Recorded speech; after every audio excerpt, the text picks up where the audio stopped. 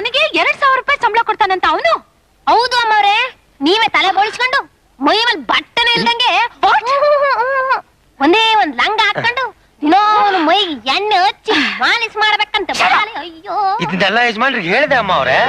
ಆ ರಾಸ್ಕಲ್ಗೆ ಕೈ ಕಾಲು ಮುರಿಸಿ ಮಾಲಂಗಿ ಮಡುವಿಗೆ ಹಾಕ್ಸ್ಬಿಡ್ತೀನಂತ ಯಜಮಾನ್ರು ರೆಡಿಯಾಗಿ ಹೊರಟಿದ್ದಾರೆ.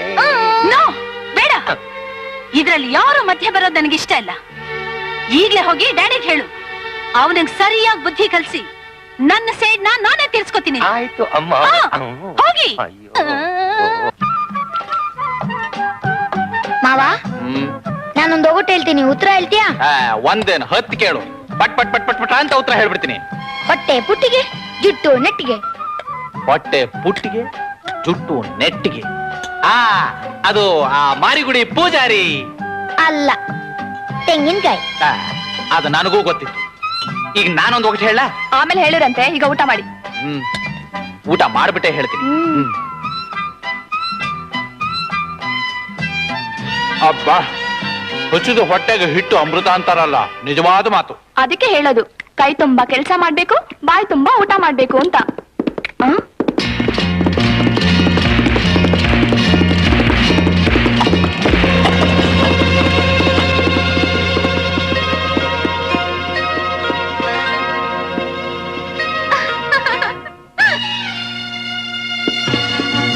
ಅಯ್ಯೋ ಪಾಪಿ, ಅವಳ ನೆಗದ್ ನೆಲ್ಲಿಕಾಯಾಗ ತಿನ್ನೋ ಅನ್ನಕ್ಕೂ ಮಣ್ಣಾಕದ್ನಲ್ಲ, ನೋಡ್ದ್ಯಾ ಅವಳಿಗೆ ಎಷ್ಟು ಅಹಂಕಾರ ಐತೆ.